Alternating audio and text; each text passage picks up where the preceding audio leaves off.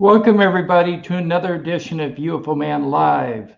I'm UFO Man, or Tim, and to my right is my co-host, Tommy Highway. Tommy, you're muted.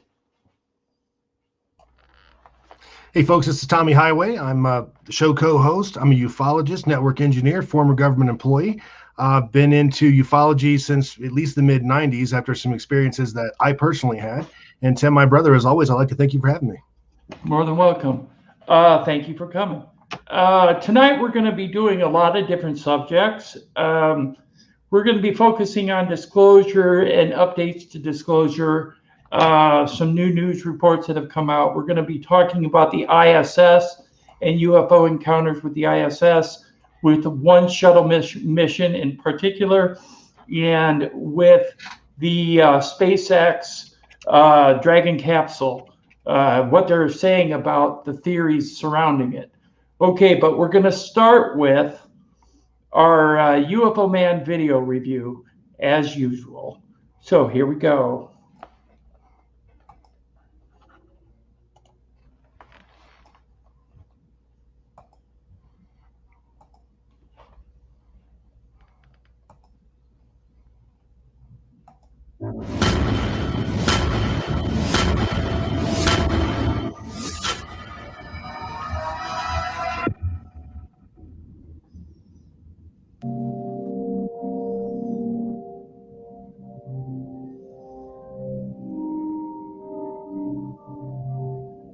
Wow, what are you?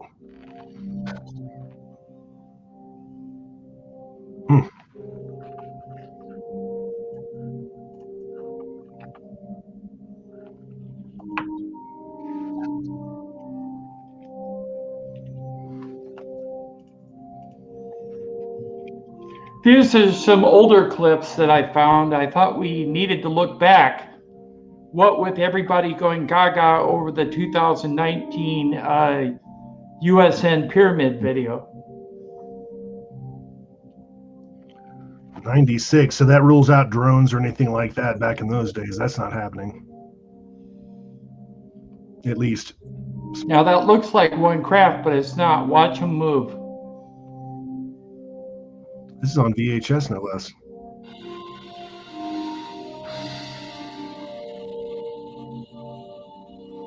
You're right.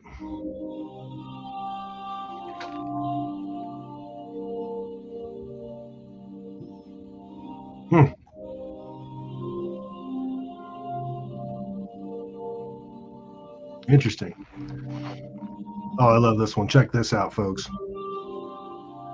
Yeah, it's like it senses the shot coming up from the Earth. Right. Can we go back to that one? Sure. Hold on.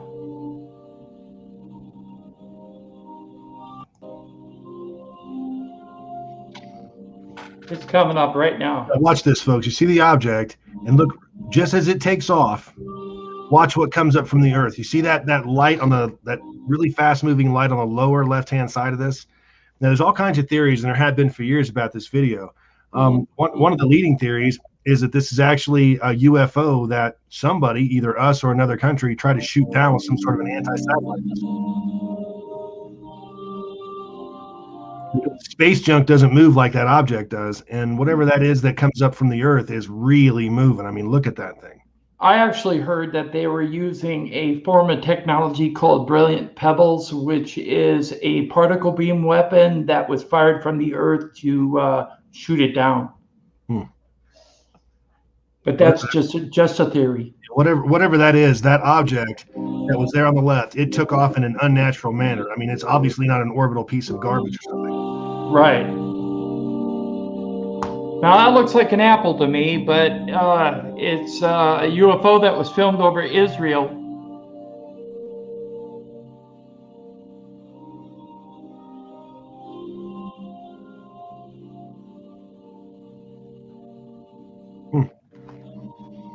What year was that? That was 96.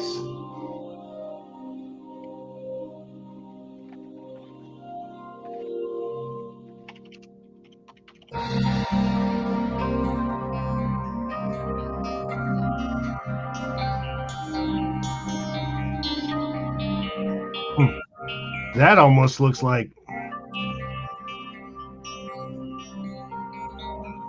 Huh. Looks like a mushroom. In my opinion. I mean, look Or at it. Like a jellyfish. It almost, I was going to say, it almost looks like it's something, I would almost call it alive because the way you saw the.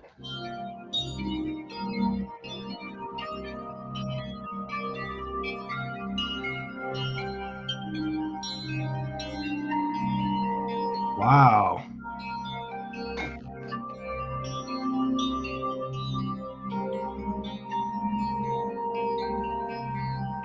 Again, looks like also VHS. It is VHS. Yeah. Long play mode. But I wish we knew more about this one. Yeah. I don't know where this one was, but this one's cool.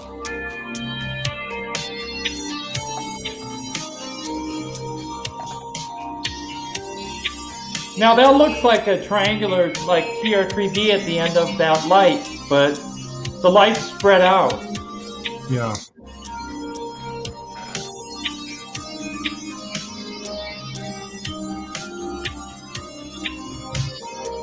Oh wow! Look at this. Can we go back to that one, Tim?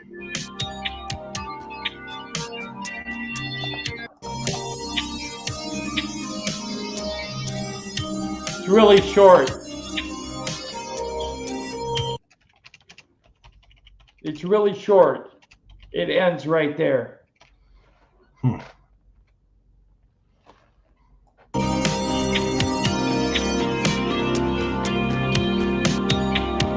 This is 1974. Check this out.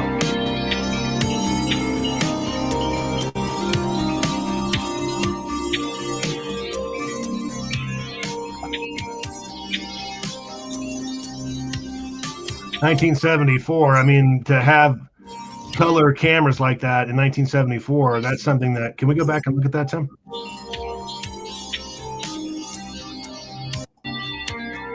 Let's go ahead and stop that one, please. I mean, even to have this kind of footage in 1974 has got to be rare, pretty much, if anything, especially on top of a building or whatever the vantage point of this is. But I mean, that's clearly something it's not falling toward the earth like a meteor would be, anything like that. That's something that's real different, especially for the time. Can you go ahead and play that again?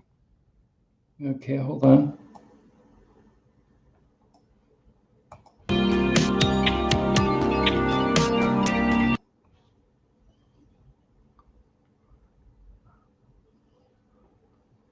I mean, it's just not. I mean, that's just look at that. Look at that thing take off. That's not even a helicopter. That's something completely different right there, folks. It just appears out of nowhere up above, flares, then it just takes off. Gone. In 1974. That's incredible footage, folks. This is in 2013 in Bulgaria.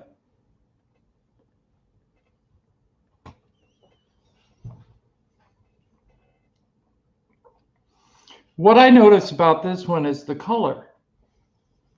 It's like greenish. It is. Now check this out. It's spitting out a bunch of orbs. Sure is. Yep.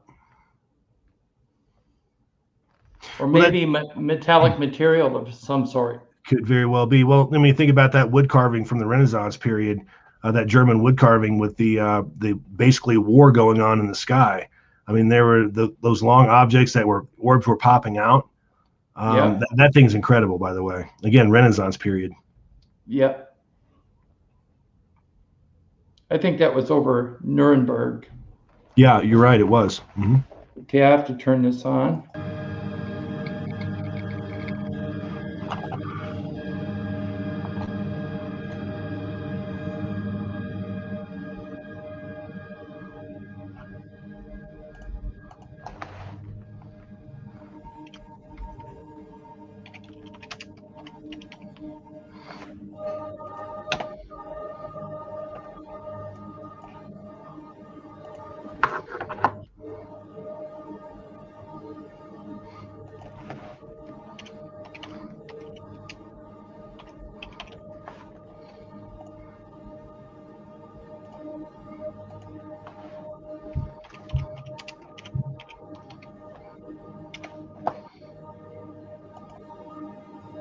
Okay, some good ones are coming up.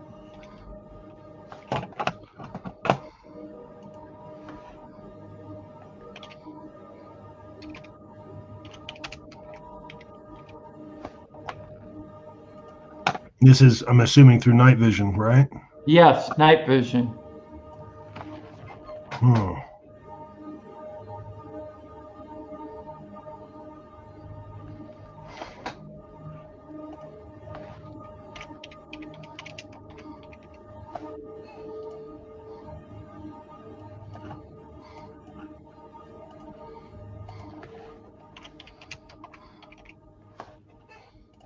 Okay, here comes some still shots. You can see an object in the middle there. Mm-hmm. And there it is with the light dimmed down a little bit. Then there's the long one. Okay, this video here was featured on a friend of ours channel by the name of Mauricio Rees. Check it out. This is the video that was actually shot above the warships here recently, but he's just putting it through different filters. Right.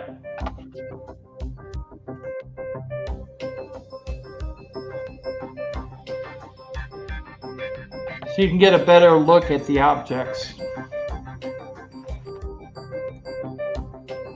And again, folks, this is one of those videos that was shot by the military and the government. The Pentagon's coming out and saying, yeah, this really happened. We don't know what they were.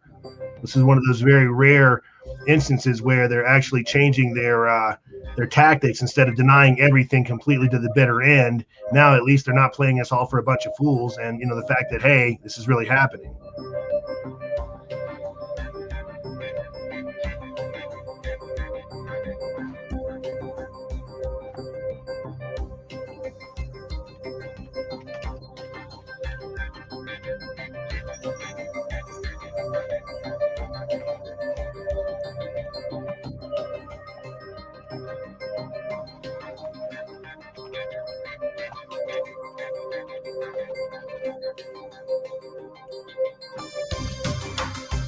You see everything that he puts it through. I mean, we're looking at solid objects there, folks. Yep.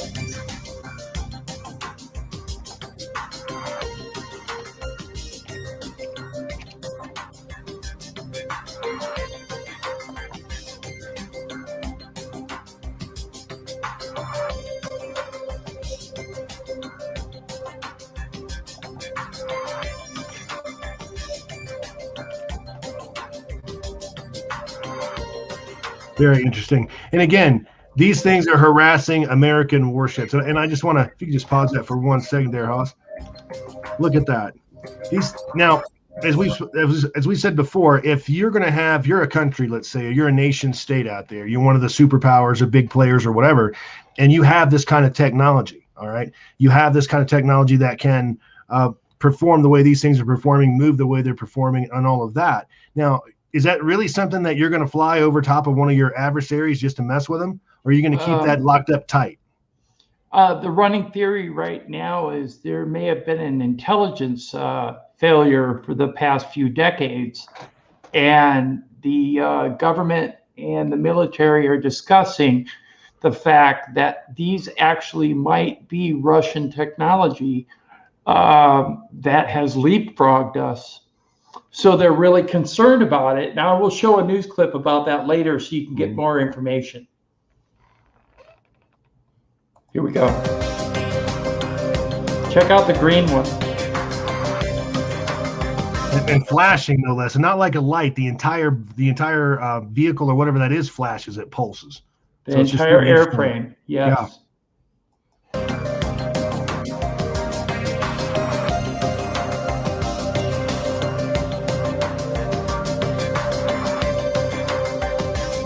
That's about the best picture right there. Mm-hmm. To me, and I've always said this, whether I'm right or wrong, it looks like a TR-3B. And who's to say another adversary of ours doesn't have the same technology we have?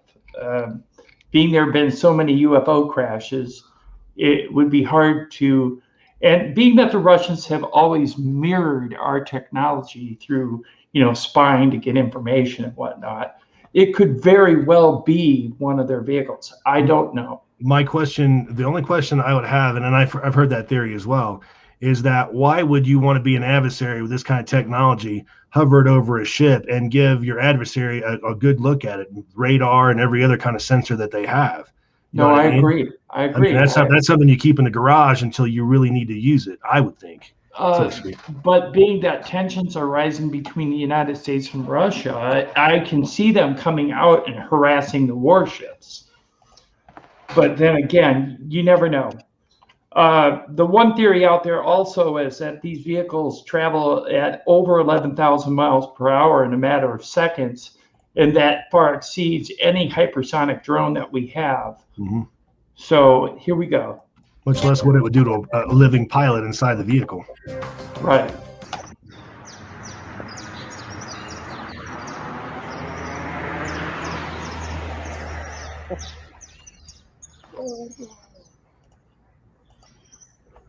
Now I'm going to get closer. You'll see it.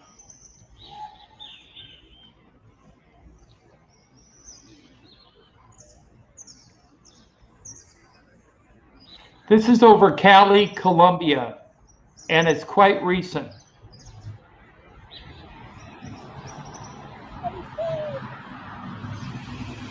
Definitely flying with some deliberate. It's deliberate. I mean, it's not like something blowing in the wind. Right. Now I'm going to slow it down and enlarge it. Un momentico.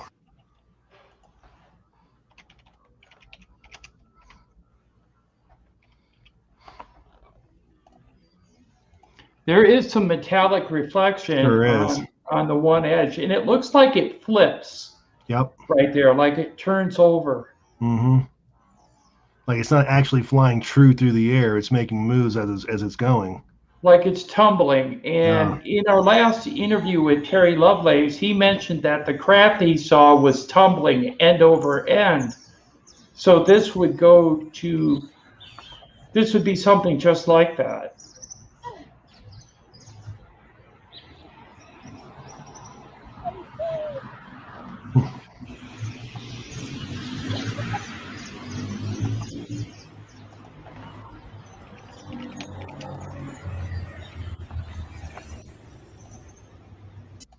Hey guys, it's UFO Man. Here's a clip of an unidentified. Check this out. This was filmed by an amateur astronomer on 7/26/2020. With a telescope, he was filming in orbit.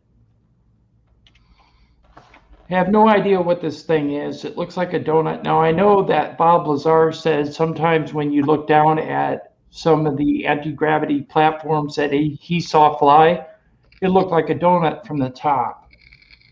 So here's one right here. It almost looks like it has a protuberance or some type of antenna sticking out of the top or from the center. I don't know what it is, but it is in space and it's huge. Very interesting. Now let me stop that. First comment I got when I posted this was, oh, it's a video of a plain donut. Well, it does look like a donut. I give you that. But like I said, Bob Lazar mentioned that when he looked down at anti-gravitational platforms, it created the illusion of a hole on top. Well, it's definitely not smoke. It doesn't look like any kind of a weather phenomenon that I've ever seen. Wow, I don't know what that is. That is very interesting. Let's see if we can go back a little bit on that one. Like Amanda B said, it's a thingy. It's a thingy, yeah. It's a thingy. There it is right there.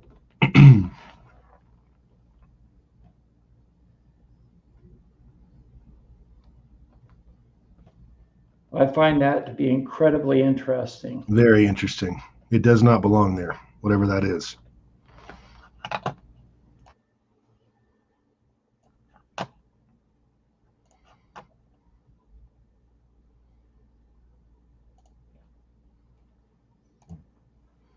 And I'm sorry, where was this shot again? Where was this filmed?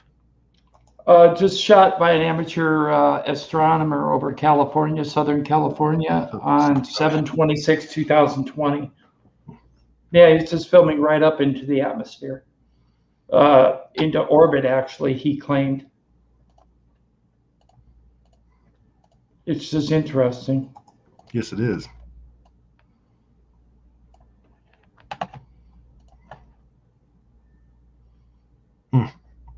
Well, that is just really something. That is very unique.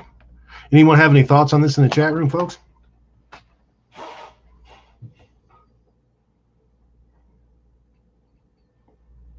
Amanda B says it's something, boys. Yes, you are correct, yep. Amanda B. Yep.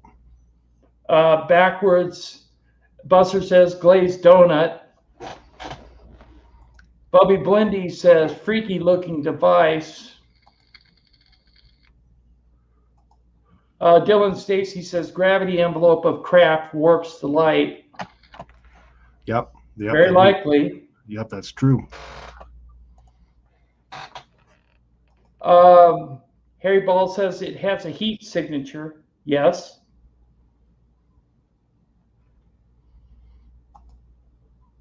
Red Panda says Thanos' army is about to come out of that thing. I know, right? I know, right? Somebody call Iron Man immediately. Yeah, exactly. Okay. We are finished with our UFO Man video review for this week.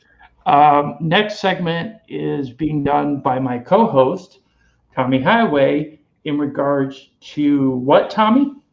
The ISS, actually. In fact, we're going to talk about not just the ISS, but a couple of different things that have happened recently to spacecraft that are terrestrial that we've launched, and we've had some issues. But first, let's go ahead and talk about the ISS. And the International Space Station, basically, folks, was actually launched in 1998. Now, in 1998, I'm going to go ahead and pull up my screen here, folks. I want to show you what the technology of 1998 looked like, okay? So let me go ahead and share. Okay, now, for instance, in 1998, what kind of phone were you rocking in your pocket? Well, if you're like most people, you were running one of these Nokias. This one is a 5110. This is actually the very first phone that I owned. In fact, the plastic case that goes over it was interchangeable, and I had one that was like Millennium, okay, like, you know, the 1999 Millennium theme kind of thing or whatever. Now, look at these phones. These phones did not have a camera on them. They did not have a color screen. They did not do internet. Okay, I think you could text on it, but I don't think anybody really ever did, at least not when I had mine. So this is the kind of technology that we're talking about. We're talking about the civilian technology of the time. Okay, and in fact, in 1998, a lot of people probably didn't even have a cell phone yet. The truth be told about it. So pagers. Oh, pager, you bet, pagers. I mean, who didn't have a pager? I mean, I had a pager. You know, if you were, let's say, if you are the age of 50 years old, or maybe anywhere from let's say 40 to 50, you probably rocked a pager at some point. So, what is the cost of the International Space Station? Well, the thing about it is the actual rolling cost of this thing, okay, so to speak, is $150 billion. Okay, think about that, $150 billion. For this thing that has been, this piece of equipment, this piece of technology that has been orbiting our planet for 22 years, okay? Now, as we've moved along, no doubt there have been massive upgrades made to the ISS. But before we get into the actual ISS, let's go ahead and let's take a look at something that actually happened just a matter of days ago to the Dragon capsule, the SpaceX Dragon capsule. And Tim, do we have that video, sir? Yes, we do. Okay. So my point being in this is that we're getting all kinds of videos of strange anomalies, but we'll get there as soon as we watch this one. Yay! That includes extra ships and air assets to patrol the 10 nautical mile keep out zone. This will capsule in through the hatchway. And some fist bumps there from the suit text. And the final okay from the crew inside the capsule to confirm that they are indeed ready to go to space today. Mission and liftoff. Godspeed, Endeavour and CRUZ. Copy, 1 Alpha. Endeavour launches once again. 4 astronauts from 3 countries on Crew 2, now making their way to the one and only International Space Station. It really takes a lot of guts to jump on that thing after some recent failures that we've seen, on the ground. Yes. In terms of, explosions and whatnot. Here it is. Now, this is where the Dragon space capsule is getting inserted into orbit, and here comes the object from the right. Now, look at that. Now, it's going to come through again. You can see ice flying everywhere. But this object is actually coming from orbit. Right. Everything is being blown away from the craft except this object. For whatever reason, it's come back. Now look at that. It looks to me like there's something tumbling through the air. Now, maybe it's ice. Maybe it is, but it looks like they have a pretty defined shape, if you ask me. I don't know what that is. It's just flying in the wrong direction. Dragon separation control. Flying our third. It's just got the wrong trajectory to be a piece of ice from the spacecraft itself or the booster. Now, does that mean it could be something else? Could it just be other space junk that just happened to be there? Okay, great. Well, that's not the way the Earth orbits. Okay, I mean, we're talking about it that it's going in the wrong direction. Yeah, plus it's going out into space, which Right. is not being affected by Earth's gravity. I mean, nothing in close orbit to the planet behaves that way. It's headed away from the planet. Dragon separation control. Flying our Okay, according to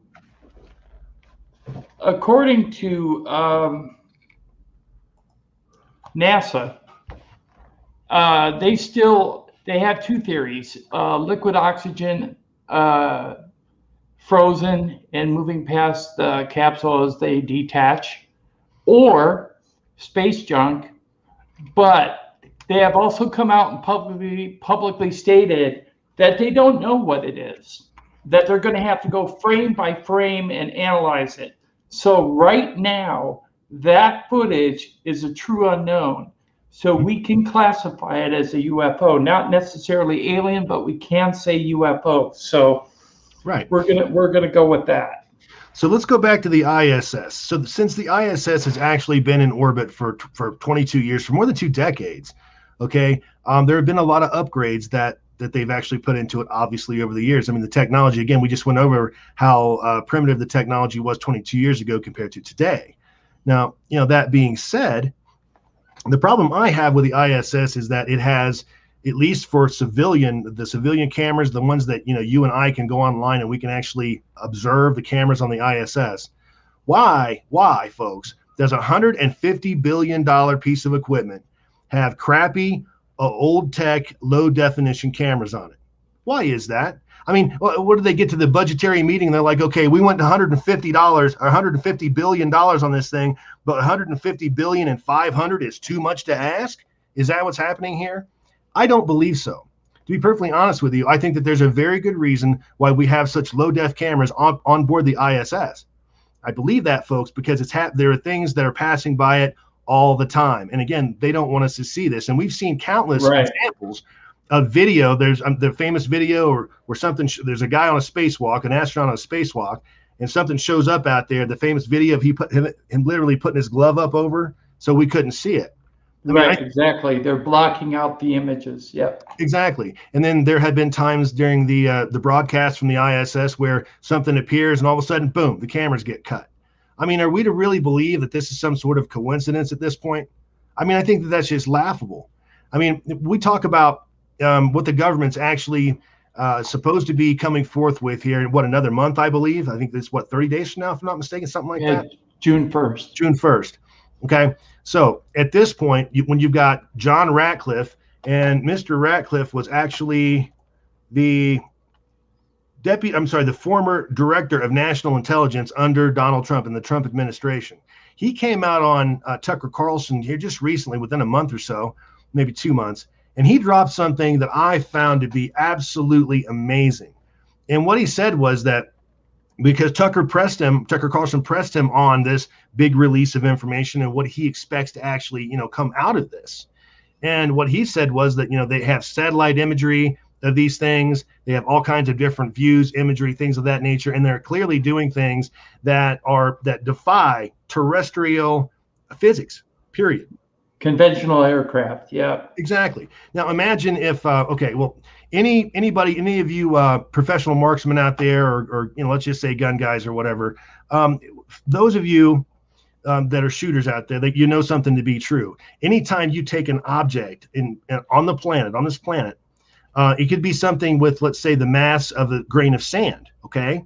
And if you propel this to over 767 miles per hour, it's going to break the sound barrier, okay? That's going to happen. And when it does this, it's going to make an audible noise, and it's making that noise because it's actually creating a massive shock wave. And it doesn't matter what the mass of the object is. Like I say, it could be a grain of salt, it could be a 747, whatever. The larger, the more mass of the object, typically speaking, the larger the shock wave that you have. Okay. Exactly. And so there are no shock waves in this regard. Exactly. And when you're talking about, like, let's go to the Tic Tac UFO, and we've heard all the stories about that. And again, it is yet another story that has come out recently, and that the government is saying they're not denying it. They're no longer in that let's deny it to the absolute death mode, okay? Because I think that they're starting to figure out that people just aren't stupid. And I mean, at the end of the day, when you see technology moving that fast, like that Tic Tac did, and still not breaking the rules, not breaking the sound barrier, in other words, it's just breaking the laws of terrestrial physics, then clearly, folks, we've got some technology here that's real different. And there are theories that one of our adversaries may have this technology or something of that nature. And of course, that's a possibility. But I have to believe that if you have this kind of technology, then you would also be able to do a whole lot with your industry and things of that nature. In other words, you could become the economic superpower if you had technology like this, if you could actually control gravity. Tim, what are your thoughts? Yeah, I do agree with that. The problem with the theory about a foreign adversary is a lot of these vehicles are exceeding Mach 25, and our hypersonic drone technology currently only goes Mach 20. So and then that's pretty much in a straight line. And makes a lot of noise. Makes a lot of noise while doing it. It makes a lot of noise. There is a shock wave, all that. But in regards to the other vehicles that are traveling at exceeding Mach 25, which is 25 times the speed of sound, they're not making a shock wave. And they can do minute maneuvers, where they can turn on an axis and turn on a dime, where at those speeds, whereas we can't, because if we did a pilot inside, if it didn't have a gravitational field to protect him, he'd turn into pizza. Yeah, pretty much. Or the craft itself. I mean, we have experimental military craft all the time who try to do maneuvers that have structural failures, and we've actually lost a lot of test pilots over the years because of this. So because their wings will tear off their planes, stuff like that, they'll crash, exceeding the available technology. And but we see that these things are not clunky pieces of metal. Apparently they're graceful in the way that they move. I mean, they're clearly something. They're next level. They're not just next level. They're many levels above anything that we have. Right. At least it's publicly known. Okay, Tommy, would you like me to show some of the overlays from the space station? Absolutely. Let's take a look at some of the photos that have been captured over the years, folks, before the cameras were cut. And we were fortunate enough to have these, but there are several. And let's go ahead and take a look at these and discuss them if you like. I mean, look at that thing. I mean, what is he? And I remember this when you watch the video of this, it just appears like it was a small, like a point of light. And then the next thing you know, it looks just like that. And then this is another one where as soon as you saw this photo right here, this image on that camera live, they cut the feed. Boom. Another one. I mean, check these out. And two cylindrical objects that appear to be either heading, they're heading in a direction. They're both heading in the same direction. They're both oriented the same way. I mean, it's not like we're talking two pieces of space garbage that are tumbling through. If that's what this is, then they're awfully synchronized. You know what I mean? In their attitude, their direction. Right. Oh, another great one. Now, check this out. What could something like this possibly be? Look above the planet, and I mean, look at that. That's right there. That's either one large object or that's two smaller ones. But either way, it's something that should not be there. Correct.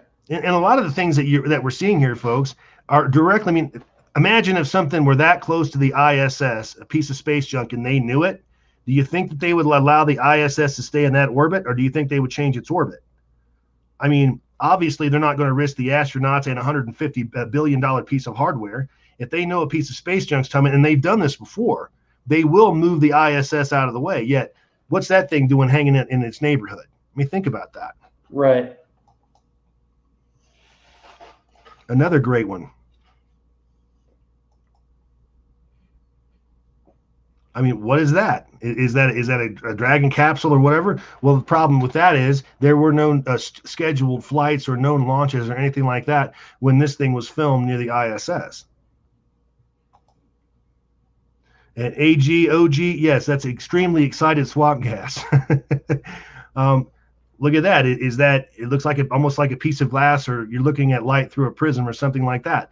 Could that be a camera glitch? Maybe, but by golly, there it is. And again, this is another one where if it was just a camera glitch, they shut the camera down again. What do we have here? I mean, look at the close-up of this thing. That looks like, if that's not some kind of a structured object, then, I mean, what could it possibly be? Look at that. What is it, a kite in space? I don't think so. It could be Santa Claus, but it doesn't look like him. Right. Here's another object, and this is another one that just appeared. Okay, and let's go ahead and stop on this one, Tim. Okay. Yeah. This is what I'm talking about regarding the ISS cameras. I mean, you've got a 500 times better camera in your pocket, no matter what phone you have, than the freaking cameras that we're looking through right now. Now, tell me that that's not deliberate. There's just with $150 billion budget, and they can't put on a decent camera. I'm not going for it, folks. I think there's a reason. Yeah, there could be, or maybe they do have the better camera shots. It's just we're not seeing them. They're not showing us live. That could, I'm sure that's the case actually. Now, what's this thing?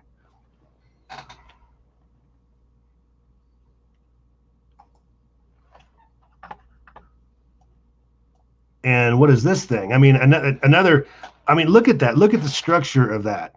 Again, if that were a piece of space junk that of that size, they're going to see that on radar, and they are going to move the ISS. But yet, there it is in very close proximity to the space station. I mean, tells me that just surprised them. It just showed up. And what is this thing? I mean, a space spider. Again, it definitely looks like something that's not.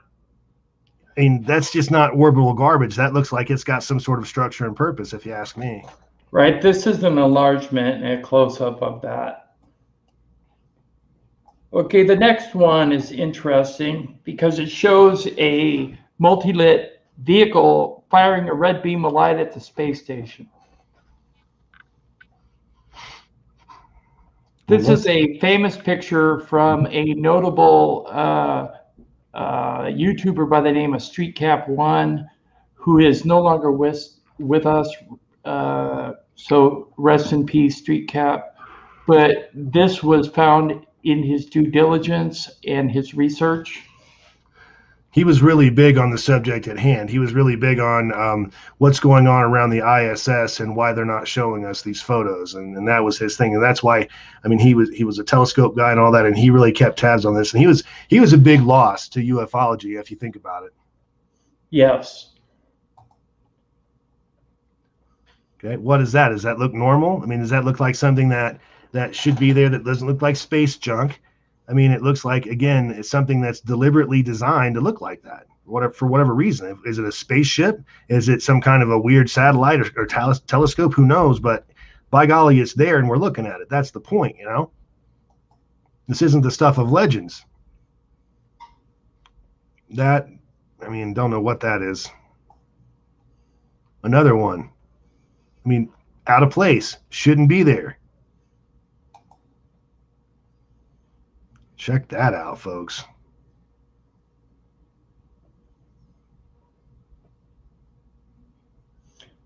Now, this next one is supposedly over 150 UFOs passing the ISS.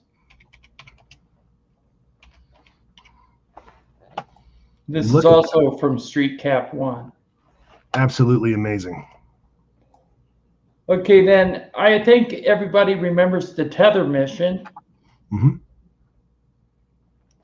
Now, if you mind if I speak on this one? Go right ahead. We talked about this one some time ago. Okay, folks, this is a very famous picture, a very famous video of one of the space shuttle missions, okay?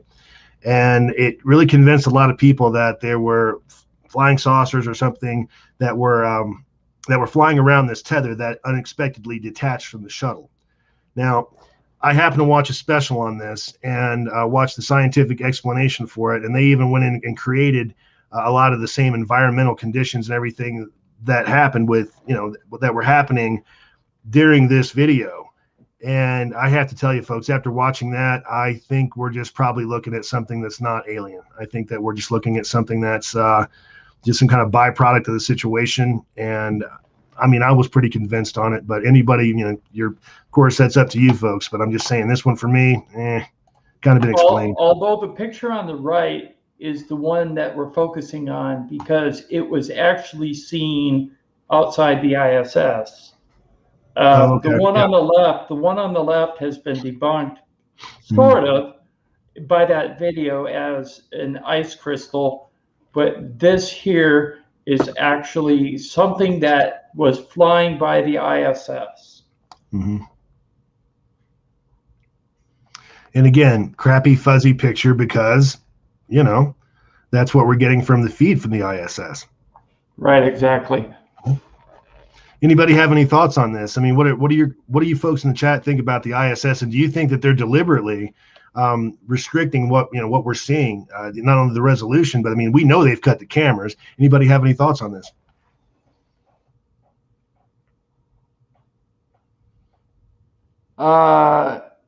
Giant UFO. Diesel Dama 13 says looks a bit like the 2021, but different color. Mm-hmm. It's infrared. Giant UFO. And again, I have a feeling if we even had a look at a reasonably a camera with reasonable resolution, we'd already know what they were, because I mean we'd be able to actually get a good view of what this is. And I personally have watched the ISS on that. I think it was like the second photo where this thing shows up, and all of a sudden I just happen to be watching the camera feed gets cut. It's like, oh really? What are we, stupid? Again, this is something that it's been going on. There's so much of it going on, and so many people are capturing things because, again, everybody's got a fairly decent camera in their pocket. That right. I personally think at the end of this 180-day thing, which is going to be supposedly June 1st, let me give you my prediction, folks. Calling my shot right now. I think what we're going to see here is I think they're going to give us something that we haven't seen before. I'm a little bit less skeptical about what's about to happen than I ever have been before. And the reason I say that is because now that they're releasing little snippets of video from the Pentagon, is like the triangle thing recently and all of that, they're going to have to show us something, or they're going to look like the most incompetent fools ever, because exactly. Clearly this is going on. Now they'll come out. I'm not going to say they're going to come out and say, oh, aliens are real. I don't believe that they will. But I do believe that we hopefully will get a view, at least to look at some things that we've never seen before, and at least have our government in the United States fess up and say, hey, this is real. We don't know what this is. I mean, and give us a better explanation compared to the crap that we've been getting for decades, let's say. Hi, Nennine. Welcome to the chat. Good to see you. Rachel, Gabriel, Scratch, Corey, Survivor Girl, good to see you too. Agog. Okay, Agog. Just give us the tech. Yeah, I wish they would. Hi, Rorschach, man. Good to see you too. Okay, Tommy, I have a video to play in regards to the shuttle mission where they did not turn off the camera in time. Let's roll it. Okay, we will do that.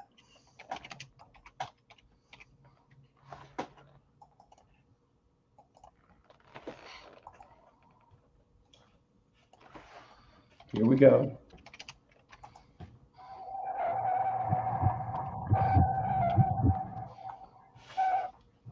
Hey guys, it's UFO Man. Here's some footage back from 1991 captured by Space Shuttle Mission 48 of a fleet of disc-shaped UFOs passing by the shuttle and going out into space.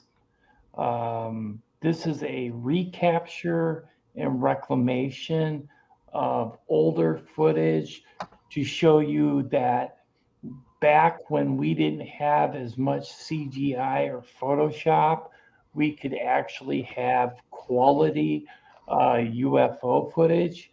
So here it is. Take a look, make an assessment, leave your comments below. And here's one more look at the original footage sped up by 0.2.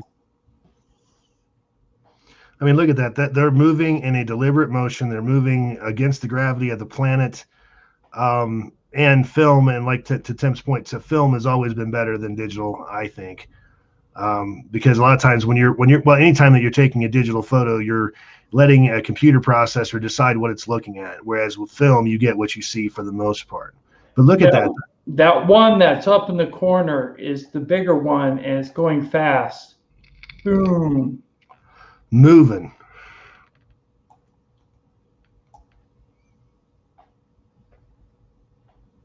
Look at that. And you have to understand, it's not like the space shuttle is just sitting there stationary. I mean, it's hauling ass around the planet right now. I forget how fast it travels, but so whatever that 17,500 miles an hour. 17,500, and that thing zipped past it like that. I mean, imagine that. Oh, crap. Okay, yeah. So, yeah. All right, so that's the footage from the shuttle mission STS-48. Someone in the chat said we should check out John Sarita's video on STS-75, which is the one with the tether mission. Mm-hmm. I have seen it in full detail, and at one time I was convinced that those were real flying saucers because of the Dropa stones that were found on Earth that were identical. Mm-hmm. And yeah, the Dropa stones were supposedly connected with an alien race that were here at one point. They used them as what we use CD-ROMs for. They recorded their history on it. Data storage. Yeah. Yes. Yeah.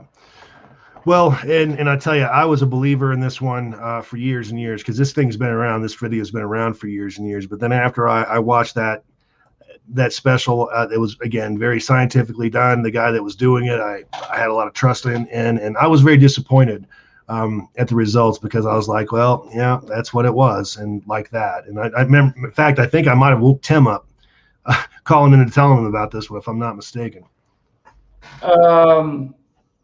ABC CBA says, what do you guys think of the senior officials allegedly telling Elizondo to stop because they believe they are demonic? I actually never heard that before. So I don't have an answer for you. That's something we'll look into, and we'll get back to you on another live stream. Rachel Reed says, pretty cool footage of some unidentified flying objects. Thanks, Rachel. Thank you. And this is those crystal skulls. Big J21. Yeah, crystal skulls are really interesting. We have no way of manufacturing them with current day technology. We just don't have a way to create them. We can create glass skulls, but we cannot create crystal ones. They're just crystal's incredibly hard, and we just don't have the technology to do that. Okay, so what we're going to do now is we're going to move into a rare Bob Lazar clip. This Bob Lazar clip is talking about the sports model that he worked on, the type of fuel it used, what the inside of the disc looked like. It's a very rare clip, so here we go.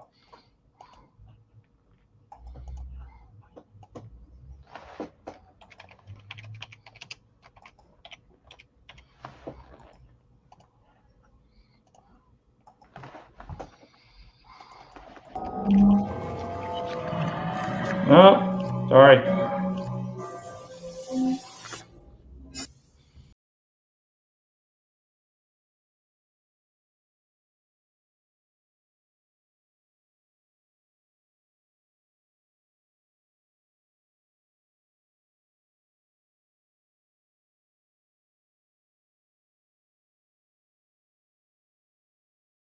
years to see if it depleted. Now it's time to link all we've learned in our science lessons to the vehicle that utilizes all of this technology. And a few years ago, I never thought I'd hear myself say this, but that vehicle is a disc, which is generally referred to as a flying saucer. I had at least partial views of 9 different discs out at Area S4, but the one I'm going to describe to you now is the one in which I not only saw 2 of the 3 interior levels, but I also saw it fully functional in flight. And no, unfortunately, I didn't get to go for a ride in it. This particular disc appeared to be in excellent condition, and because of its sleek appearance, I nicknamed it the Sport Model. The Sport Model is about 16 feet tall and 40 feet in diameter. The exterior skin of the disc is metal, which is the color of unpolished stainless steel. The Sport Model sits on its belly when it's not energized. As you can see, the hatch is located on the upper half of the disc with just the bottom portion of the door wrapping around the center lip of the disc. The interior level of the disc is divided into 3 levels.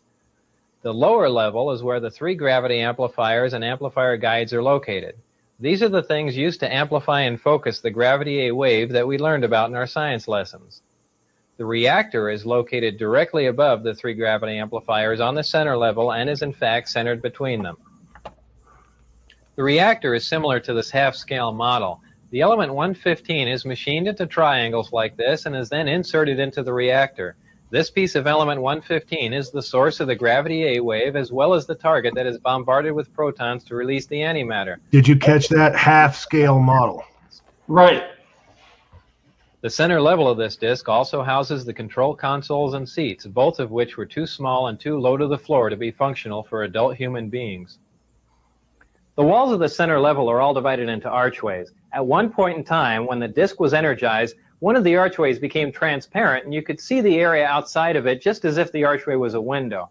After the panel had been transparent for a while, a form of writing, which was unlike any alphabetic, scientific, or mathematical symbols I've ever seen, began to appear on the transparent archway. And I was never informed as to how all of this was achieved, not that any of that would have required alien technology. I was never given access to the upper level of the disc, so I can't enlighten you as to what the porthole-like areas are, other than I can assure you that they're not portholes. Now, before I go any further about the disc, I'm going to show you where and under what circumstances I saw it tested. My job in this program was to be part of a back engineering team. Back engineering is the act of taking a finished product and tearing it apart to find out what makes it tick.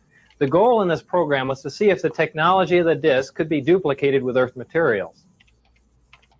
When I went to work, I was flown from McCarran Airport in Las Vegas to Area 51, which is a highly secure government base on the Nevada test site. Area 51 is located about 125 miles north of Las Vegas near the Groom Mountains and the Groom Dry Lake bed. From Area 51, I was bused to an even more highly secure facility located about 15 miles south of Area 51 called S4. S4 is situated at the base of the Papoose Mountains by the Papoose Dry Lake bed. The airspace around S4 is restricted, and if any unwelcome aircraft strays into the outer sector, they radio the pilot and instruct him or her to leave. If that pilot continues and strays into the middle sector, jets will be scrambled to escort the intruding aircraft out. If for any reason whatsoever that aircraft penetrates into the inside sector before jets can be airborne, ground-to-air missiles will neutralize the intruder. The moral of this story is don't try and fly into S4. Yeah. The S4 installation is built into the mountain and the 9 hangar doors are angled at about 60 degrees. These doors are covered with a sand-textured coating to blend in with the side of the mountain and the desert floor. As you can see in this representation, my ID badge had a white background with 1 light blue and 1 dark blue diagonal stripe in the upper left-hand corner. At the bottom of the badge, there were letters and numbers designating various areas, including S4. On my badge, there was a star punch through S4. The back of the ID badge was dark blue with a vertical mag stripe running down one side.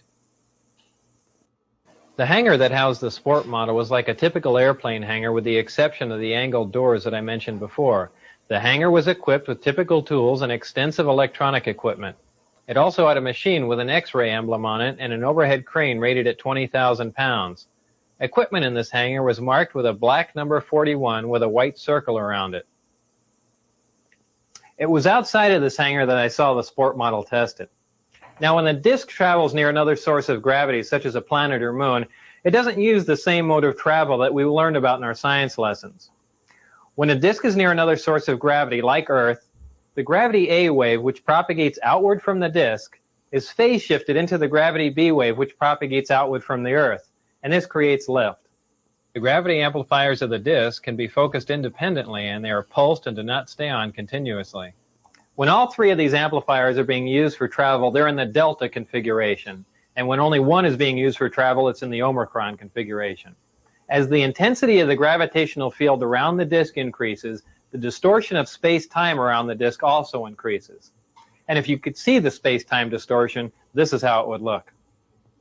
As you can see, as the output of the gravitational field from the amplifiers becomes more intense, the form of space-time around the disk not only bends upward, but at maximum distortion actually folds over into almost a heart shape around the top of the disk.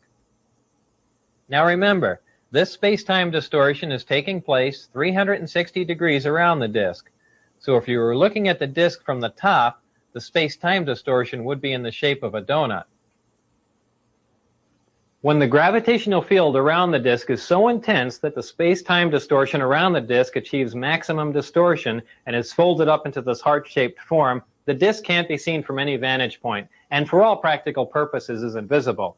All you could see would be the sky surrounding it. The program out at Area S4 consisted of 3 projects: Project Galileo, Project Sidekick, and Project Looking Glass. Project Galileo dealt with gravity propulsion and was the source of all the information you've learned in this first section.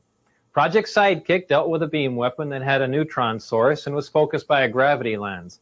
Project Looking Glass dealt with the physics of seeing back in time. Now, I was not personally involved with the hardware of Project Sidekick or Looking Glass, and those projects are beyond the scope of this video. So this brings us to the end of this first part, in which I'm presenting to you as fact. At this point, we begin our second part, which is the section that contains what I call excerpts from the government Bible. I call it that because, as you can tell from part 1, there's a small segment of the United States government that makes scientific and technological judgments from a knowledge base that is not available to the general public. If the following information is true, the United States government also makes judgments on a historical, philosophical, and even theological level from a knowledge base that is not available to the general public. These are excerpts from some of that information. As part of my indoctrination into the program at S4, I would randomly be taken into a small room which contained a table, a chair, and 120 or so briefings in blue folders. I'd be left there to read for varying amounts of time, usually about half an hour.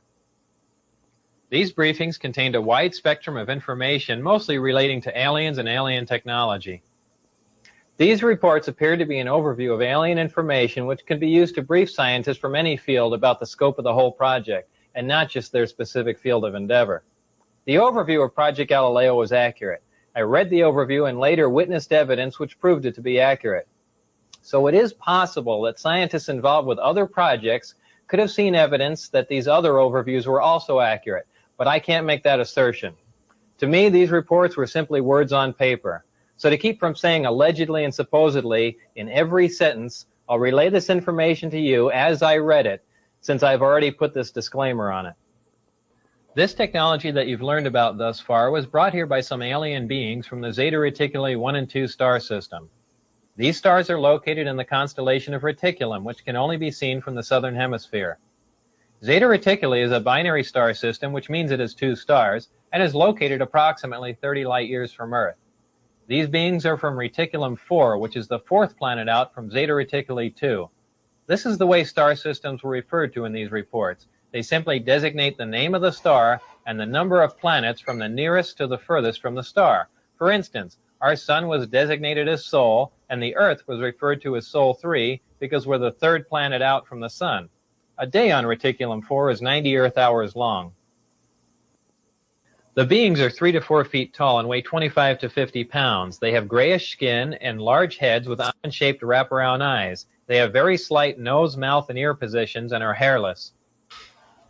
Any dates in the information regarding these beings were written in a 6-digit number which began with 1623. Since I had no idea what the 6-digit number was for the present year, I had no way of calculating when these beings arrived, or at least arrived this time. These beings said that they had been visiting Earth for a long time and presented photographic evidence which they contended was over 10,000 years old. There was an exchange of hardware and information in Central Nevada until 1979, at which time there was a conflict which brought the program to an abrupt halt. The beings left, but were to return at a 1623 date, and I don't know what that date is. With the remaining hardware and information, the U.S. government started the back engineering program. In May of 1987, some scientists took an antimatter reactor to an underground blast facility on the Nevada test site to perform an experiment. Unfortunately for them, their experiment required them to cut the reactor open, which resulted in their deaths. This explosion was explained to others at the test site as a previously unannounced low-yield underground nuke test.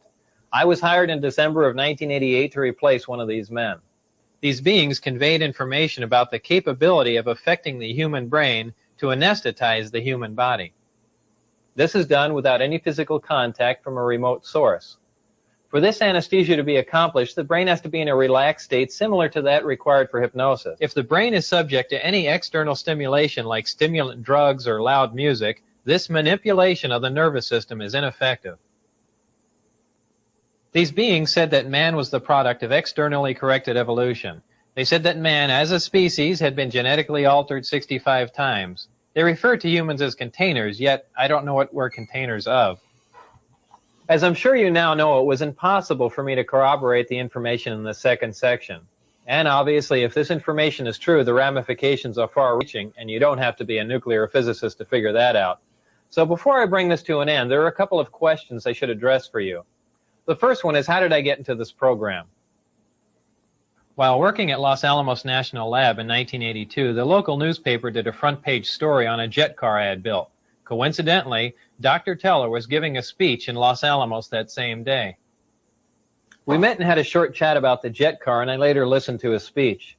I never met Dr. Teller again, but in 1988, when I decided to re-enter the scientific community, I sent him a resume and inquired about a job. Dr. Teller responded by telephone and told me that he was no longer active, but just functioned in a consultant capacity. He gave me the name of a contact to call in Las Vegas. I made that call, and things progressed from there until I got into the program. I never got a chance to ask Dr. Teller if he remembered me from Los Alamos, so I don't know if that was a factor or not. The second question is that if all I've just presented to you is true and the government is keeping this a secret, how can I make a video telling you about it? Well, the bottom line is, if there are any repercussions from making this video, it would simply confirm that what I told you is true. So what you do with this information is up to you.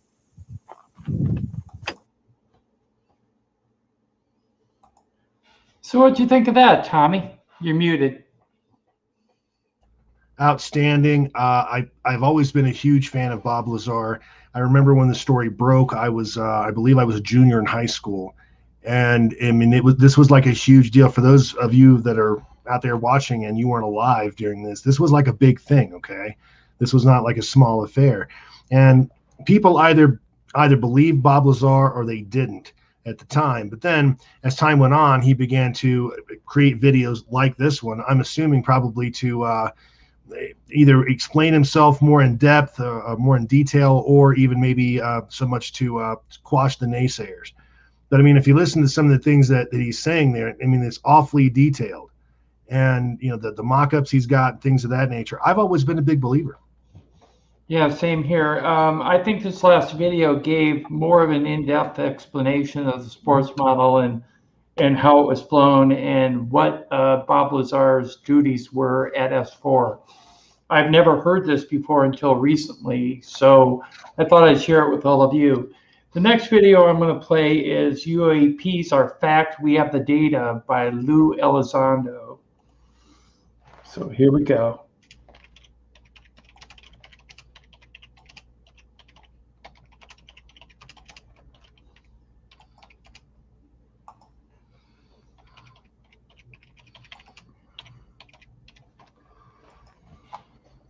Come on. we as human beings, a lot of scientists speculate because we are what we call cardiosocial animals. We look in terms of extremes. Everything we do is almost in a binary sense. If someone were to describe you something, it's usually in terms of it's good, it's bad, it's hot, it's cold, it's black, it's white, it's up or down, it's left or right. And that is because some scientists now speculate because most of our time in our mother's womb was listening to the rhythmic beat of our mother's heart. That's true with all of us that were born. And that's maybe why we look in terms of this phenomena this way. It's either from Earth or it's from outer space, right? But we realize that's not necessarily true. In the world of quantum physics and nature, we realize that there's many other options in between. And every time we try to put something in a nice, neat little box in the world of science or nature, we're usually proven wrong. And I think this topic is no different. And this is why I say all options need to be on the table. Most of us would say, well, if it's not us, if it's not Russian, it's not US, then it must be, I hate to use the word, but extraterrestrial. Not necessarily. There's all sorts of other options that this could be. This could be something that's frankly as natural as us. It could be from this planet. And we're only at the point now technologically where we can interact. And as crazy as this may sound, and certainly I'm not saying I prescribe to this, it's just an option. We are, we all were aware of Newtonian physics at the end of the Renaissance, and Sir Isaac Newton introduced the notion of gravity and whatnot, and force equals mass times acceleration. And along comes this guy with funny hair last century named Einstein and proposes relativity and a whole different model of the universe in which that space and time are actually connected. Space and time can be stretched, it can be compressed, and our whole notion of the universe is actually should be different. And then 40 years ago, we really have the beginnings of quantum physics and really a better understanding. And as bizarre as quantum physics is, we're now recognizing that's really one of the fundamental ways to understand the universe we live in. And as crazy as it may be, someone once explained it as you have a box and a dog walks into a box and out walks two cats. And yet that's exactly what we're seeing. And so my point being is that there are a lot of options here. And I think we need to, this is why I say we need to keep all options on the table until they're no longer on the table. I don't know the answer. Frankly, I don't think anybody does. And anybody who tells you they do, I would submit to you, I would approach them very cautiously. The bottom line is we don't know. And we need to ask all the questions. And this is why probably this is a bigger question than just for national security. This is not just a potential national security threat. We probably need to bring in academics and scientists and a whole bunch of folks to have this conversation. Yes, there's a national security issue here, but there's also probably more to it. There are some pockets, some elements within the executive branch particularly that are very resistant to this topic. And unfortunately, we're one of the reasons why it's such a difficult time when I first left the department. They were not happy about having this conversation. They felt that it made them look inept. They felt in some cases that it challenged their philosophical and theological belief systems. There were all sorts of, and in some cases, they just couldn't process it. I would sit there and give an hour briefing. I'd bring pilots in and the radar data and the operators, and we'd give this big briefing with videos and photographs. And at the end of the briefing, I would just get this blank stare. And they would just look at me and say, so how those Miami Dolphins doing this season? And they just, for whatever reason, couldn't process it. So I guess my response to you, Brandy, is that people will process this information differently. However, I remain optimistic with the interaction that I've had, that for the most part, everyone seems to be taking this topic in the manner that they should, with caution, but diligence, and they're asking the right questions. I took an oath a long time ago to serve this country and to defend this country from all enemies, foreign and domestic. My father was a political prisoner of Cuba. We were in exile from Cuba because my father's involvement in the Bay of Pigs invasion. This country has offered my family opportunity that no other country. In fact, we were rejected from Cuba. This country gave us opportunity that nobody else would or could. And from a very young age, I was always told to pay back and serve. And so after college, I joined the Army, and after the Army, I got involved in some special activities and became a member of the intelligence community. It's about the truth. It's about this is a topic that doesn't belong under the providence of any government or organization or institution. I took an oath, and when I left the government, I was never relieved of that oath. They never said, "Okay, Lou, you don't have to do this anymore." Ironically enough, I left the department to finish the very job that they gave me in the first place. It wasn't out of disloyalty I left the department. It was actually out of a profound sense of loyalty. Serving with people like Sean Cahill over here, who were witness to something extraordinary, and yet their chain of command didn't want them to report it. In some cases, people lost their jobs. They lost their flight status. They lost their security clearance, and were told that they were crazy. And yet it turns out this was real. This was real. I can't imagine the burden this has been on the shoulders of some people. As tough as it was for me, Brandy, I had it pretty good to compare to some other people that lost their careers over this, and that's not right. That's wrong, and I'm doing this for our men and women in uniform who are still coming into contact with these things. As of today, like this week, this hasn't stopped. This is continuing to occur, and so I do this for them. They need a voice. Someone has to be willing to talk to our elected officials and our officials of government, have the conversation. It doesn't matter how inconvenient it is, how uncomfortable it is, or how unpopular it is. This is, as I've said before, this is not a conversation like fine wine where the longer we keep a cork on it, the better it gets. This is a conversation like rotten fruit or vegetables in the refrigerator.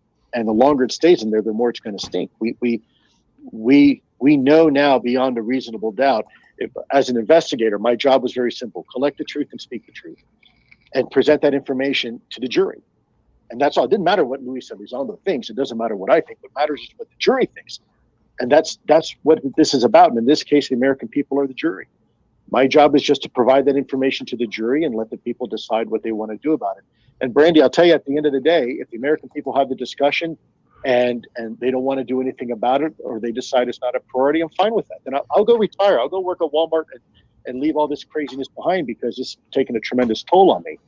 But to not allow the people to have that conversation in the first place, to me, is far more dangerous than anything coming into our airspace that we can't control. Because if we can't even have the conversation about it, we've got bigger problems on our hands.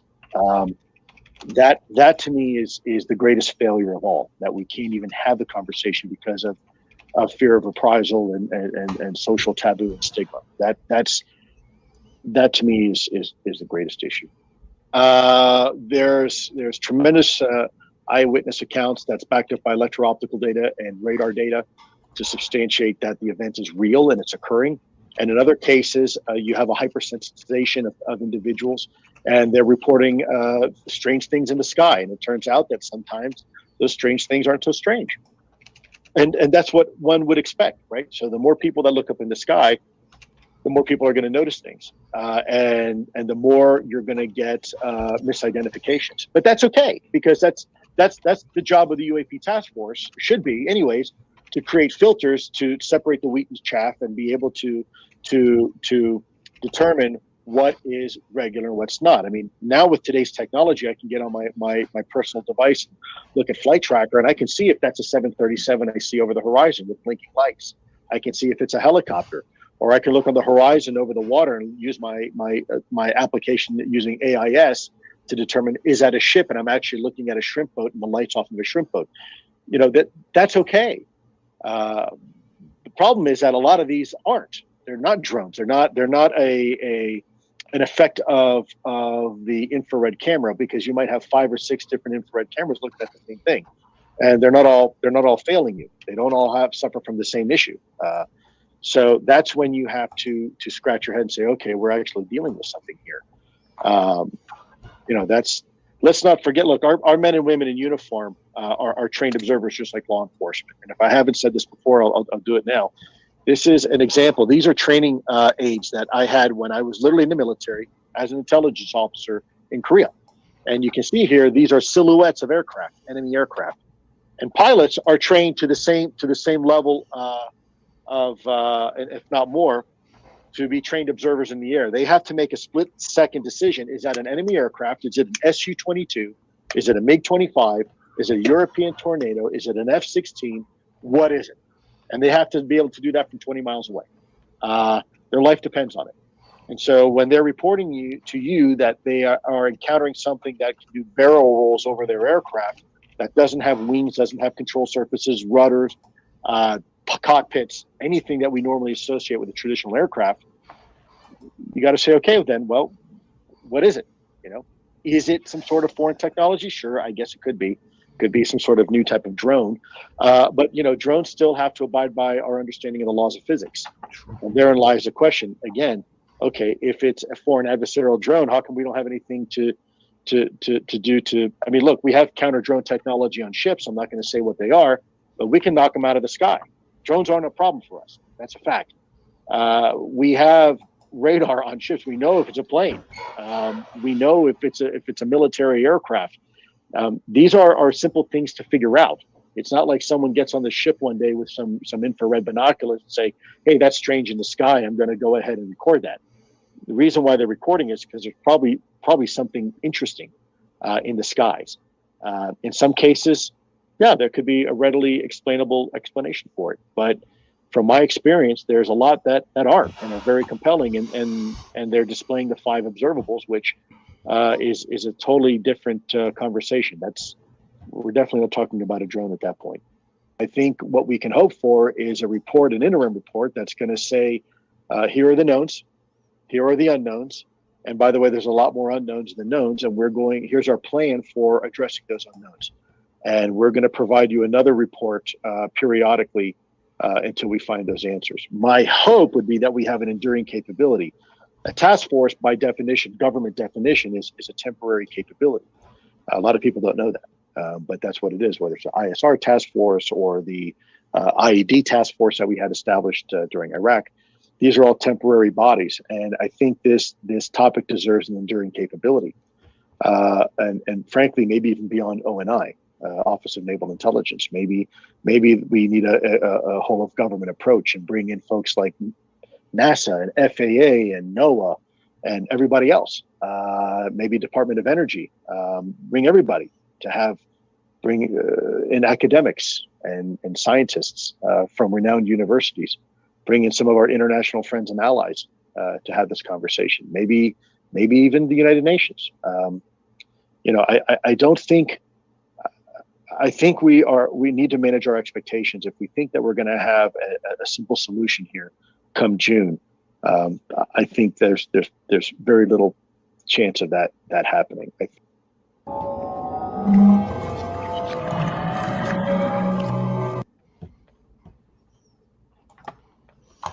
Okay, what did you think of that, Tommy? You know, fascinating. And this is another one of those former government people that just have all the credibility in the world. There's no reason for this guy to come out and, you know, sully what was otherwise a great government career, things of that nature. You know, he's right. And it goes right back to what we've kind of been talking about all night in a way. I mean, we're no longer in a point where there's plausible deniability here. I mean, this is obviously happening. We're obviously seeing strange objects in the sky, on the ground, in our waters, above our waters, that just don't belong there. And they're physically, it's something physical. It's some kind of a vehicle, some technology, or, you know, something with matter, let's say. We're not talking about excited swamp gas. We're not talking about, you know, platypus eggs. What we're talking about here is something that's really happening. It's really happening in front of people, very credible people. I myself have been a witness to this.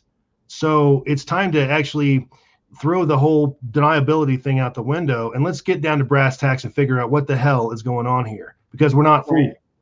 Right, exactly. I think due diligence is necessary. The people who actually know, the elite group that actually know, are the ones that are not loosening the purse strings. They're not opening up the bag and letting the cat out. I mean, it's kind of like they're letting a little bit of sound out, and that's why we get the trickle down disclosure. But I still think, my opinion, that when June 1st comes, we're only going to get a little tiny bit, because if they give us a tiny bit, even if that tiny bit is awesome, it protects them from public ridicule, from being inept. The only thing is I think a lot of the documents they release are still going to be redacted as usual, because there's a rumor out there going around the ufology community as well as the news networks that there's going to be a lockdown and suppression of the facts. I do have one last 5-minute video clip I want to play. It came out, well, when I first posted it, it came out 14 hours before that. So it came out yesterday. And here it is. Pentagon whistleblower warns of a UAP intelligence failure on the level of 9/11. So let's play that.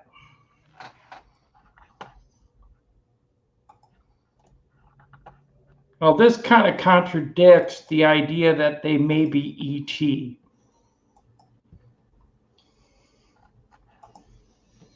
Here we go.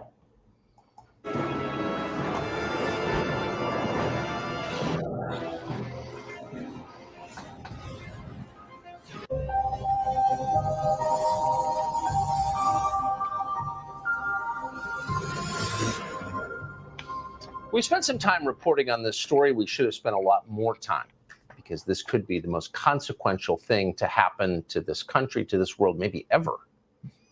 In June, the United States government is set to release a public report on everything it knows about UFOs. Lou Elizondo is the former head of the Advanced Aerospace Threat Identification Program. He's been on the show a number of times. He just spoke to the New York Post about what that report will show. According to Elizondo, we will find an intelligence failure on the part of the U.S. intel community on the level of 9/11. The last time we had an intelligence failure in this country, a major one, which was 9/11, it took us almost 3 years to come up with the 9/11 Commission report. Okay, it takes a long time. Let's just go down the rabbit hole here for a second. Let's just assume this is some sort of adversarial or foreign technology that several decades now has managed to leapfrog us and evade all 18 members of the intelligence community, despite our best human intelligence, signals intelligence, imagery intelligence, yada, yada, yada, yada, right? That would be an intelligence failure that would eclipse just about anything else this country has ever faced, especially if this has occurred for decades, that there's a foreign adversary that can put a nuclear warhead within moments over Washington, D.C. Okay, that's a problem. Yeah, that's a problem. And too few have considered it from that perspective.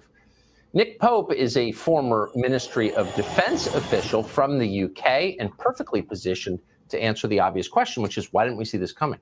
He joins us now. Nick, thanks so much for coming on. I thought Lou made a very solid point, and I'm embarrassed I hadn't thought of it before, which is this is, among other things, whatever these objects are, a potentially very grave threat to nation states. So where was the intelligence community in warning about this and learning more about it? Where were they? Well, that has to be answered, absolutely. I mean, we are under siege. It's like there's a war of nerves going on. And if this was drones belonging to a foreign adversary, there would be an absolute outcry. And yet, the situation we're in, that we don't know what these things are, and they might even be extraterrestrial, that's worse. So I agree with Luis Elizondo on this. This is a potential catastrophic failure of intelligence. And if it happened because skeptical bureaucrats were just saying to themselves, it can't be, therefore it isn't, then there must be a reckoning. So you say, and that is such a great point and nicely put, but you described it as a siege. Give our viewers who don't follow this topic closely a sense of the magnitude of data coming in about these encounters.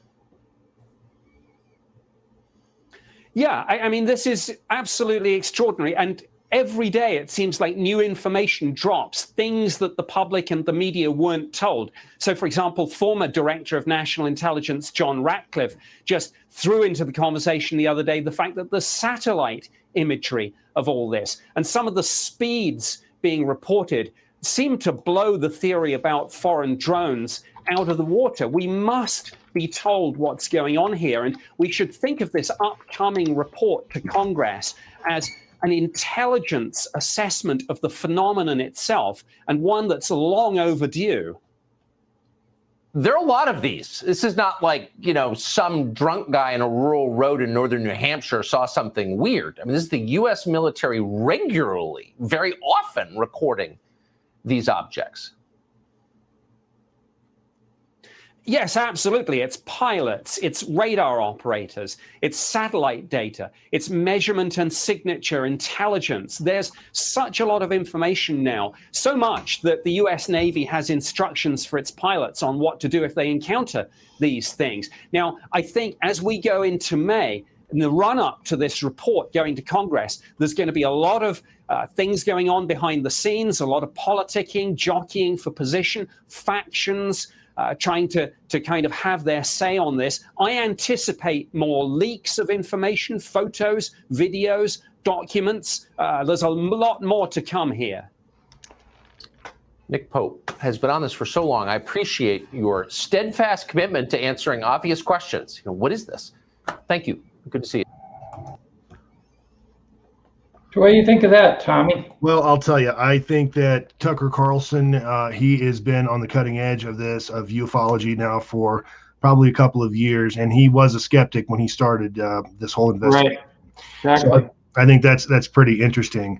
You know, in terms of the triangle UFOs that we recently saw that were over the ships, you know, I just kind of keep going back to the fact that, you know, you don't show the enemy your secret toys unless you have to. You don't give them the opportunity to get radar locks and laser locks and sensor locks and all of that. I just, you know, that's, again, to me, that's something that you keep under wraps until it's time for war and you actually need to use the thing. Now, that being said, they have a point. I mean, imagine if we did have an adversary that could put a nuclear weapon over top of Washington, D.C. in a matter of, you know, moments. Okay. Great point. But with the hypersonic weaponry that's out there right now, it's a matter of minutes anyway, especially if it's coming out of a sub. So I think there's more. I don't think they're necessarily concerned about that, as they are concerned about the possibly the intelligence gathering capabilities of these things, what they're watching, what they're doing, because they seem to like military installations and nuclear facilities and vessels and things like that. Tim, what are your thoughts?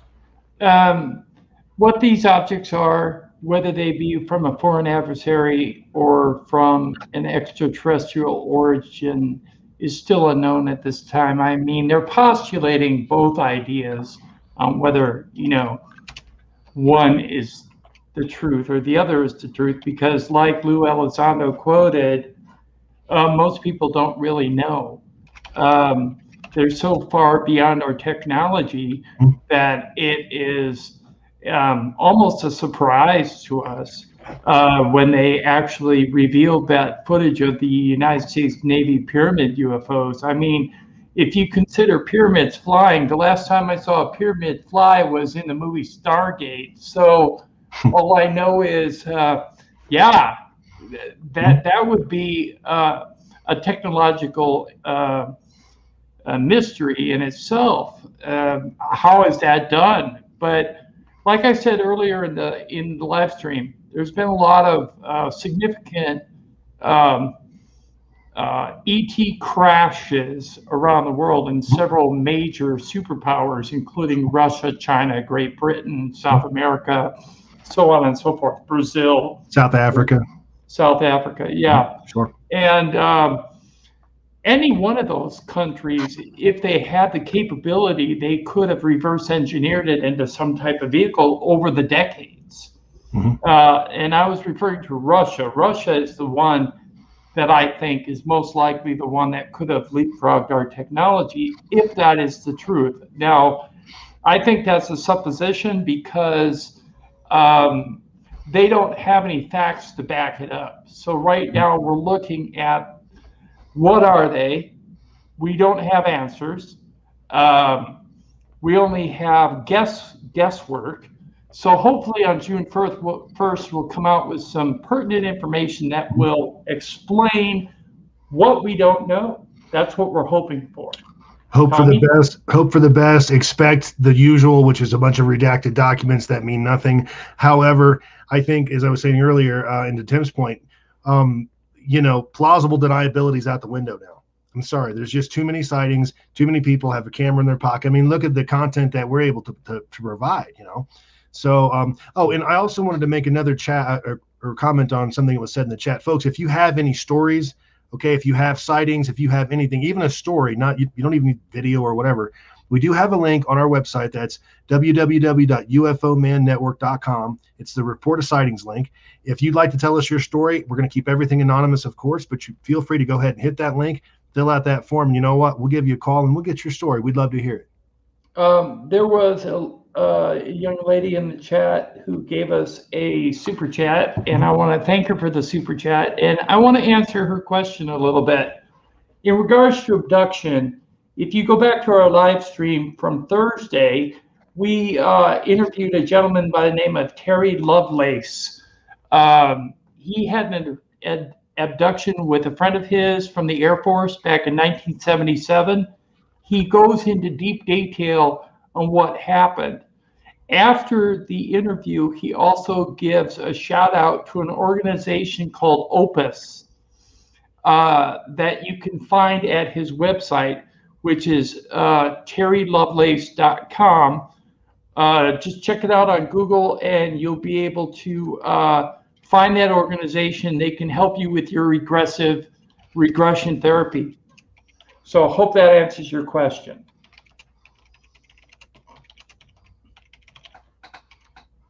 Tommy? Okay, yeah, I just wanted to say, folks, again, thanks for coming. We really appreciate it. Big shout out to everybody in the chat room. And folks, there's so many names on the list, but folks, thank you for coming. We really appreciate your support. It means the world for us. That's the reason we do what we do. We try to come together with a quality show, quality product, and you know, a fun chat room for you folks. And we can see that you enjoy it, and that just really warms our hearts. So thank you very much for that. Yeah, the whole point we do this is for two reasons. One, I started it as a hobby to research what happened to me and the sightings I've had. But it has grown over the years to where now we're researching for you, the viewer, along with ourselves. We already know, personally I do, and I can speak for myself, I know that aliens exist, and I know they have ships or technology that are way, way beyond what we have. Absolutely. I've seen them up close, so I do know. And I'm sure Tommy can say the same thing. I've written a book about my experiences. They affected me in such a profound manner. And being a government employee, and especially in IT, folks, I had to keep my story secret for many years for fear of ridicule or losing my job or clearances or all of that stuff. In fact, to be honest with you, I'm not super comfortable doing it now.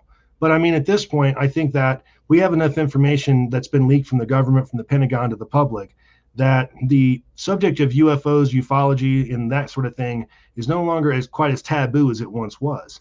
And I think as we move along here, it's going to become less taboo. But we'll see what happens on the first, folks. It's going to be very interesting. Right. And because of the leaks that came out, the original Nimitz leaks, which were not intended, by the way, to be released to the public. They were actually real leaks. Leaked. David Fravor came out and said point blank he wished that the leaks had never occurred because it's really turned his life over. You know, kind of disrupted his lifestyle because he's always being interviewed and approached, and he really doesn't have any privacy anymore. So we hope that we'll see some type of outcome on June 1st, but according to what I understand, there's only one or two people in charge of the UAPTF, or the Unidentified Aerial Phenomenon Task Force, and that they're working on their own time because they really don't have much of a budget. And that makes you wonder, because of the $22 million that was given to ATIP and OSAP to study UFOs for 5 years. So that makes you wonder how come when they set up this temporary organization, the UAPTF, why they weren't granted a budget to come out with this report. So keep your fingers crossed, and we'll see what happens on June 1st. If I may, just to ask the chat room, folks, our audience, our friends, folks, would you like us to do a special show on the 1st, the evening of the 1st, and just talk about what's been released? Is that something that you folks would like us to do? Yeah, I think we could probably do that, Tommy. We'll do it anyways, because Absolutely. that way we can do some coverage the night of the actual release. Absolutely. So guys in the chat room and everyone watching online, we're going to do a special live show on June 1st, no matter what day it is. So mark your calendars and we'll have some information for you. Absolutely. Okay. Tonight, we were going to have a special guest, but due to unforeseen circumstances, he could not show, but we will have him on soon. His name is Mauricio Reese. We had him on, I think it was last week, and we thought we'd bring him back for your entertainment value and the fact that he's very knowledgeable in the subject. Super good disclosure. guy. Super good guy, Yeah. and we hope to have him here next week. So we hope that you can join us. Tommy? Folks, again, thanks for coming out. We really appreciate it. We're going to keep slugging away at this thing. Be sure to go ahead and catch our special on the 1st. And hopefully, I mean, whatever they give us, whatever they provide, we'll discuss it. We'll try to diagnose it. We'll do all that stuff. And we'd really appreciate you folks coming out. Thank you. Yep. And thank you very much to everyone in the chat room, watching online. And for the most part, thank you for being here. And what we got to say is good evening.